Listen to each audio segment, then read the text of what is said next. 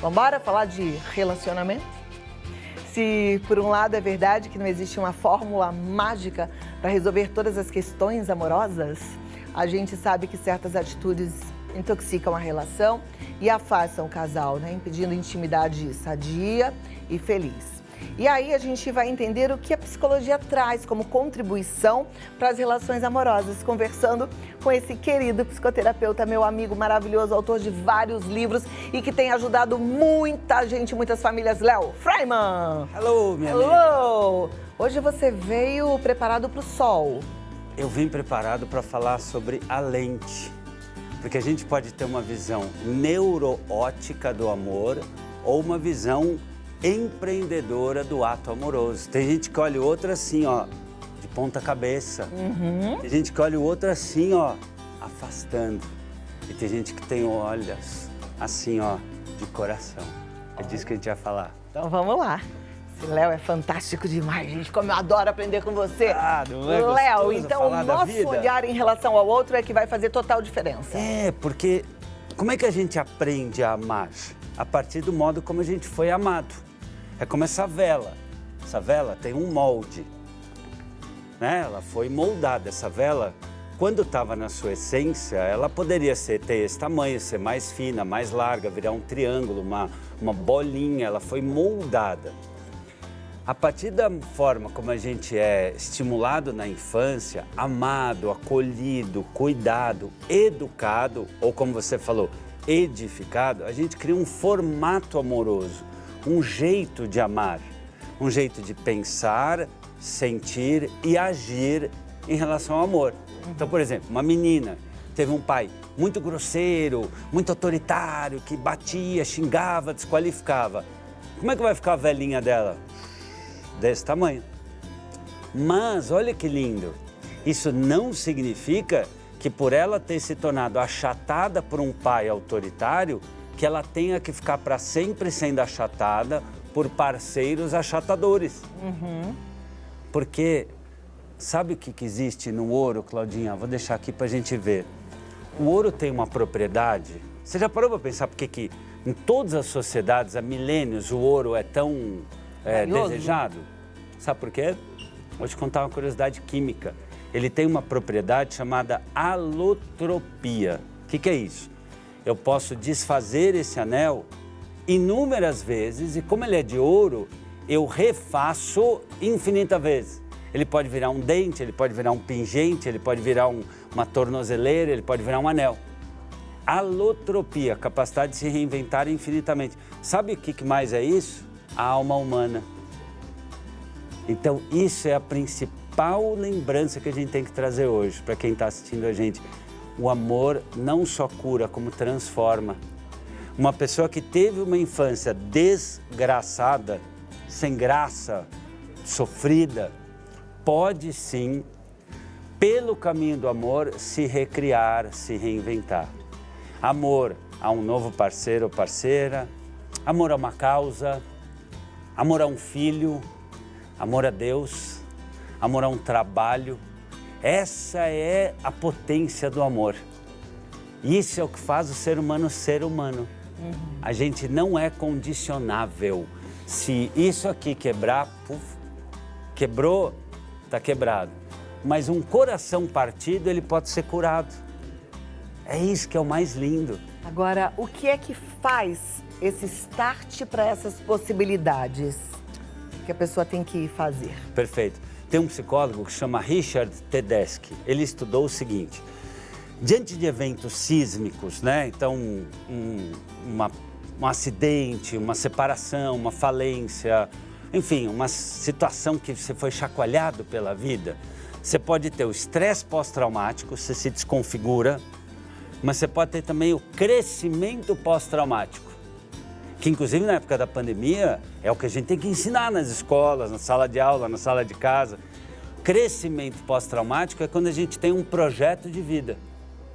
Como diria Nietzsche, um filósofo existencialista, quem tem um para que viver, sobrevive a qualquer como viver. Então isso que é legal. Por exemplo, você tem uma mãe que foi muito machucada por um marido torpe, tóxico, aí teve também um chefe tóxico. poxa, ela está lá, né, no rascunho da vida, nos becos da tristeza. Esta mulher, com a palavra de Deus, eu com uma boa psicoterapia, eu com uma boa amiga que fala, amiga, vem que nós vamos dar a volta. E um pouco de tudo isso, ela se reinventa. E se o projeto de vida dela for, eu vou escrever sobre autoestima. Se o projeto de vida dela for, eu vou dar à minha filha o pai que eu não tive. Se o projeto de vida dela for, eu vou me tornar uma ativista pelos direitos, pelo empoderamento feminino, ou seja, um projeto maior do que ela. Ela ganha uma potência, Claudinha, e isso é algo fenomenal da alma humana. O projeto de vida, o que a gente projeta, a energia que a gente coloca no mundo, que transforma a energia que a gente recebeu do mundo. Por isso que o ser humano não é condicionável. Nós temos condições difíceis, mas não condenações, se nós não permitirmos que assim seja. Porque nós não somos coisas, nós somos pessoas. E por isso que é importante a gente aprender a amar. E tem uma primeira lição fundamental. Os textos bíblicos dizem, ame o outro como a ti mesmo, não é? Mas não funciona. Por quê? Ame o outro como o outro mesmo. No princípio, tá certo. No sentido de não machuque o outro, não maltrate o outro, não agrida o outro. Mas assim, olha que legal. Esta planta, ela tem necessidades diferentes desta. Agora imagina que eu sou deste modelo de planta, dessa espécie de plantas. Eu sou uma planta mais... essa aqui como é que chama mesmo? Bromélia? É bromélia, é isso? Tem uma bromelinha, tem... bromélia, né? Tem um nome, É suculenta. Suculenta, boa, obrigado. A suculenta precisa de pouca água. E de repente, na minha família, as pessoas davam pouca água. E eu falo, mas eu amo assim, eu dou pouca água. Mas a minha mulher, queridíssima... Precisa de muita água. Precisa de muita água. Ah, sim, é porque você está vendo, por exemplo, esse versículo, ame ao outro como você se ama, achando que é da mesma forma. Eu já sempre falo, até uso muito aqui no programa, que não é da mesma forma, é da mesma medida. Então é assim, eu preciso me amar muito para poder amar ao outro muito. Sim, legal. Mas é claro que de acordo com a necessidade do outro. Isso, por isso, aí legal. Por isso a lente. Amor é a habilidade de ver. É a capacidade de ver o que este ser, isso vale para filho, para mulher, para parceiro, para amigo, para colega de trabalho, porque amor é amor. Essa coisa de que, o cara é super legal no trabalho, é um grosso em casa, não, então ele é um chavequeiro no trabalho, ele é um oportunista no trabalho. O ser amoroso, ele ama o cara do estacionamento, ele ama o porteiro do prédio, ele ama a esposa, ele é um ser de amor. Ele é um ente amoroso, se não é chavequeiro, é oportunista, utilitarista. Você sabe do que eu estou falando. Amar é a habilidade de ver o outro e existem 4 atitudes, Claudinha, que nos ajudam nesse amor saudável. E tem os 4 cavaleiros do Apocalipse. Vamos falar primeiro do que não funciona? Vamos falar da lente então, riscada, a lente riscada, ó. O não amor. Né? Existe um autor chamado John Gottman que escreveu o livro Os 7 Princípios para o Casamento Dar Certo. Sabe aquela tua amiga que está com o relacionamento meio assim? Dá esse livro para ela. Super legal. Compre esse livro. 7 Princípios para o Casamento Dar Certo. É, muito legal. O que ele percebeu? Ele pesquisa isso há mais de 40 anos em Seattle, nos Estados Unidos. Um ambiente do tamanho daqui, 100 metros quadrados, com vidro de espelho atrás. Fica quem? Psicólogo, estatístico, biólogo e tal, pesquisando e olhando um casal por 3 dias e eles conseguem identificar se o casal vai se separar com 96% de acerto. 96% dos divórcios têm esses 4 comportamentos. Primeiro deles, menosprezo. Mas é legal, mas não foi tão bacana. De repente você fez uma mesa linda para outra pessoa. Mas, poxa, mas você sempre coloca, né, esse jogo americano com esse prato. Ah, tô bonita. Tá, como sempre. Filho faz aquela prova super dedicada e esforçada. Mas não tirou mais que obrigação. Menosprezo, eu não prezo. Tenho desprezo, que é o segundo cavaleiro do Apocalipse. É nem olhar, nem notar. A filha vai botar aparelho, o pai nem pergunta como foi. A mulher se arruma todo, o cara não fala nada. O cara, de repente, se arruma todo, e aí gostou, ela, vamos que estamos atrasados. É não olhar o outro, né? Não ver o outro. Isso é uma das piores sensações humanas. O terceiro é a ironia. De repente o filho fala assim, pai, não entrei na faculdade, mas olha, ano que vem eu vou procurar uma melhor ainda. E o pai fala assim, estudando desse jeito, tô vendo quando você vai parar. Sabe? É aquela fala ácida, é a fala torpe, que entorpece. E a quarto, saturação, que é o grito, que é a agressão, que é o assédio. Mas você começou falando que a gente tem algo parecido com ouro. A gente tem a capacidade de se reinventar várias vezes. Sim. Então, eu vou discordar um pouquinho desse autor. Porque até pode ter tudo isso em algum momento. Mas se o ser humano é capaz de mudar tudo isso, ele pode passar por uma fase em que ele menospreza, em que ele despreza. Sim. Em que, né? E ele pode se transformar numa pessoa melhor se, eu penso, tá? O parceiro fizer movimento para que essa transformação aconteça. A gente fala sobre isso Vamos já. falar sobre isso, vamos já falar. Minha opinião. Vamos lá, Léo. Eu falei que... Eu adorei a que tua... dá pra gente mudar. O que você achou? Então, eu adorei tua provocação. Vamos lá. Um anel de ouro que esteja sujo de lama continua feito de ouro. E o amor é exatamente esse processo de lapidação constante. Agora, um casal, né, ou um chefe e uma equipe, amigos, sócios, que tem uma relação com constância de menosprezo e ou desprezo, e ou ironia, e ou agressão, não se sustenta. E às vezes, Claudinha, o que acontece? Se não tem de tempos em tempos esse ajuste, esse polimento, esse vamos conversar, esse desculpe, a gente pode até falar disso, o que acontece? Mesmo que seja feito de ouro, fica tão incrustado de dor, de mágoa, de ressentimento, que vira tóxico. Então o ouro vai estar lá, mas ele está fechado. São esses casais que às vezes até se separam, mas os dois continuam se amando, mas são tão bicudos que não vão lá para pedir uma desculpa, para se construir. E às vezes lá no final da vida, só quando o outro morre. Isso acontece às vezes no consultório. Quantas vezes já não atendi paciente que, mas eu não falei para o meu pai que eu amava, mas eu nunca disse para minha mãe o quanto eu gostava dela. Eu tô falando isso, Léo, até por experiência própria, né? E quem me segue e me acompanha sabe. Quem me vê, assim, fala assim, nossa, a Cláudia tem um casamento perfeito. De fato, hoje eu sou muito feliz, a gente tem um casamento muito harmônico, mas nem sempre foi assim. Sem dúvida. Eu já tive um relacionamento, como você disse, com desprezo, com menosprezo, com ironia, de ambas as partes. Né? E a gente reconstruiu a nossa história. Isso. E a gente conseguiu fazer diferente. Aí falar assim, porque os dois quiseram, nem sempre.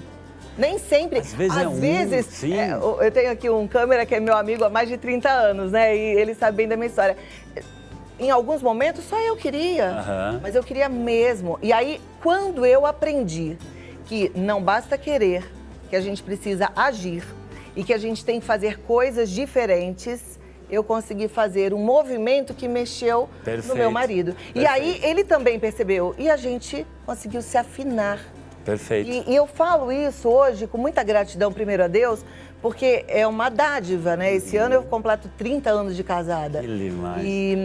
E apesar das dificuldades, eu falo, gente, vale muito a pena.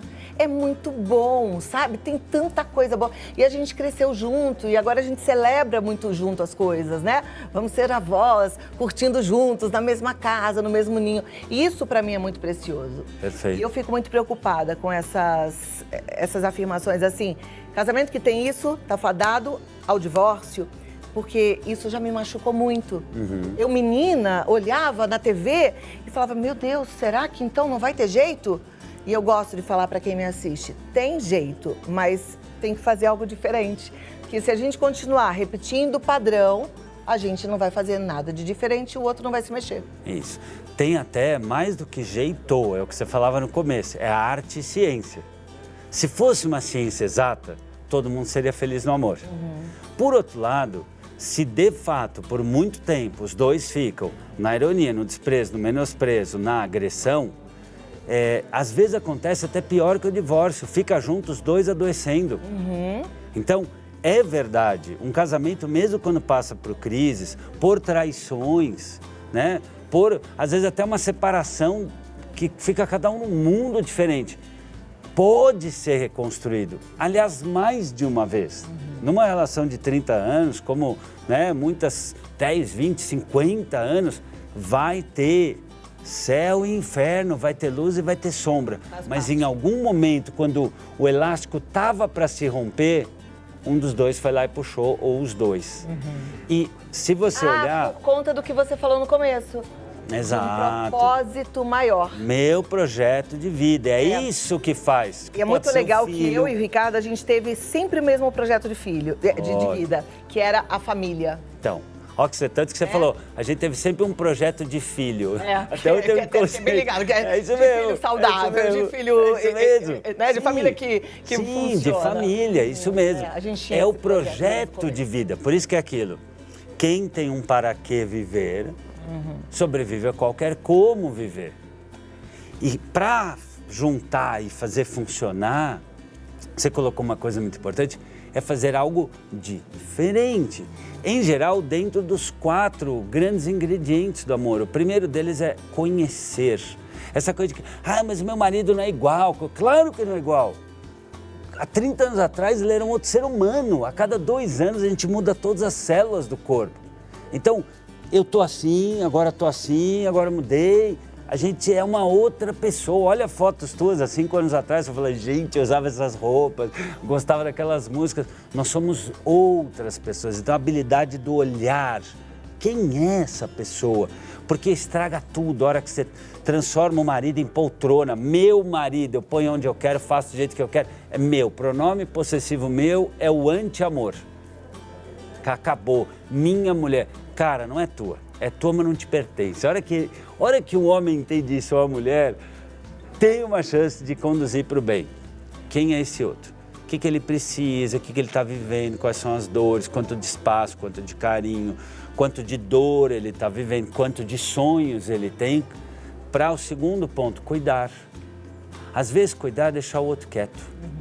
Às vezes cuidar é seduzir. Às vezes cuidar é deixa que eu resolvo a questão com seu pai, toca aí que eu cuido do seu pai. Às vezes cuidar é deixa que eu resolvo a casa, que você está numa fase de trabalho difícil. Quais são as necessidades reais que essa outra pessoa? E não é só fazer o gostosinho, não.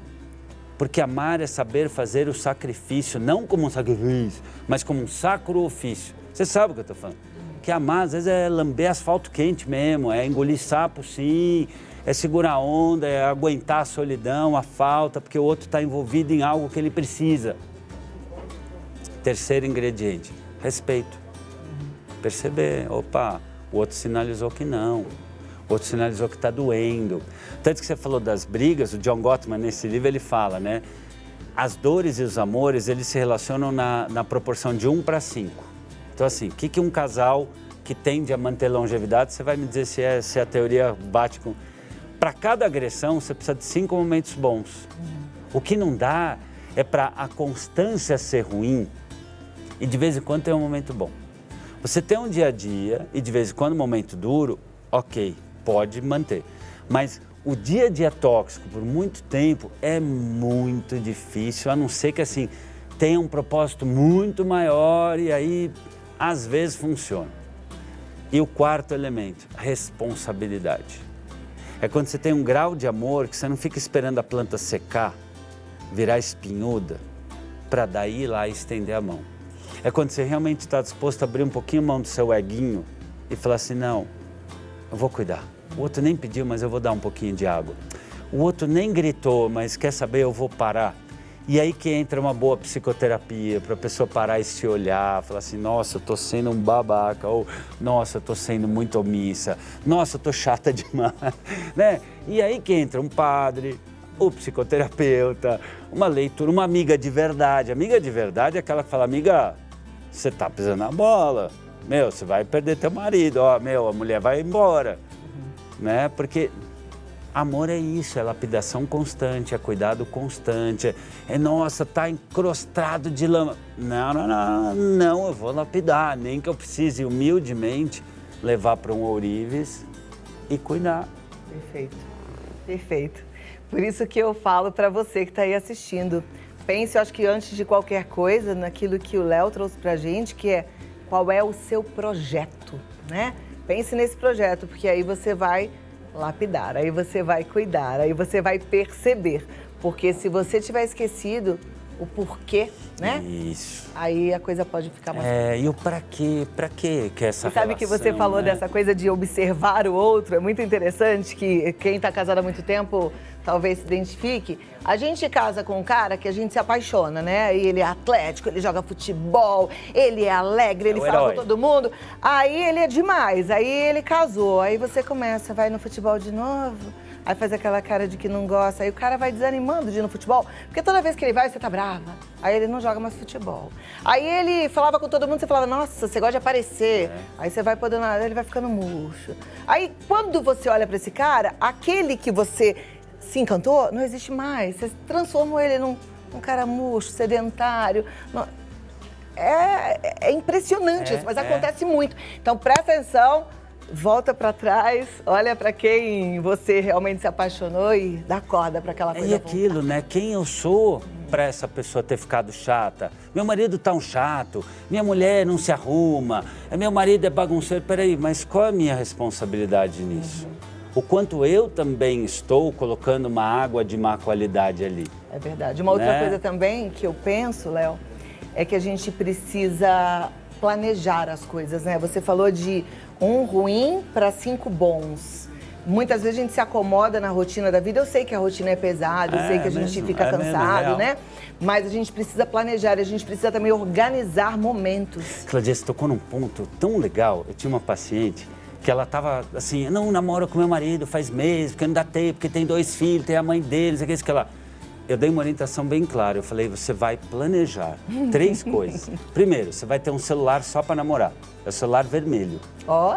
Por quê? No dia a dia, de repente ela quer mandar nude pro marido, e aí o cara tá assim, você comprou leite, você pagou boleto, cara, é muito chato. Um celular só para falar coisa gostosa, bonitinha, mensagem boa, um celular pro dia a dia. Segunda coisa, você vai marcar o dia de namorar. Ah, mas vai ser espontâneo? Cadê a espontaneidade? Falei, amiga, você não marca hora para ir trabalhar, roupa para ir trabalhar, você não se arruma, não tem briefing, não tem missão, não tem meta, não tem aquele contexto que você se protege, esquece do seu mundo. Quantas vezes eu não vejo aqui? Você está falando, o mundo está pegando fogo lá atrás, você está aqui focada. Por que a gente não usa foco também para amar? Por que a gente também não escolhe se proteger? Filhão, vai ficar com a babá, ou com a minha mãe, ou não sei onde. Esse é o meu momento com o papai. Se não planejar e não se organizar, às vezes tem aquele momentinho. Não vai, gente. Não vai rolar. Passa batido. Às vezes você não se organiza, vai rolar como? O dia a dia né? é naquele modo lingerie bege, cada um tocando a vida, ninguém se vê.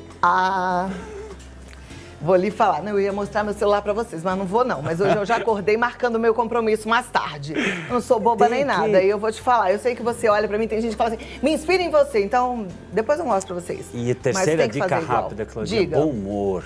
Sempre, né? Cara, sabe o quê? A gente tem que ser capaz de vez em quando de pedir desculpa, de falar, eu fui um grosseiro, você vai ter agora um prêmio, não sei o quê. Dá uma risada. Humor e sensualidade andam de mãos dadas. Humor e amor são primos irmãos. E parar de ser rabugento. E rabugenta também. Chato. Não vou perdoar, não vou desculpar. Você também erra. Relaxa. Né? Todos. E quando for falar, não acusa, não. Fala da tua dor. Isso é uma coisa que eu aprendi a fazer, né? Antigamente eu acusava. Você não me olha, agora eu falo, nossa, eu fiquei triste, me arrumei pra você. Né? Aí muda a história, sabe? Léo, Hoje foi bom, né? A gente mais bateu papo do que qualquer coisa. Delícia, adorei. Foi uma delícia Muito também. Você bom. volta mais vezes? Sempre que você chamar. Sempre. Só Luísa já chamar, sabe. véio. E entra lá no site, aprenda mais com esse fera da psicologia, leofreiman.com.br. Ele tem um canal no YouTube, Léo Freiman, no Face também, Léo Freiman. No Instagram, Léo Freiman Oficial, tá? Segue, que ele é maravilhoso. Você posta cada coisa boa. Eu adoro. Sabe que eu te acompanho, né? Eu também fico te vendo almoçando, adoro. Várias vezes eu te mando, né? Tô te vendo. Ó, 952 36 60 38. 952 36 60 38. É bom a gente estar cercado de pessoas inspiradoras. Léo Freiman é uma delas. E ó, vamos amar. Muito, lapidar amar o amor, sempre. A gente merece. Obrigada, Obrigado, Léo. Vamos seguindo, gente. Depois desse bate-papo lindo, franco e verdadeiro.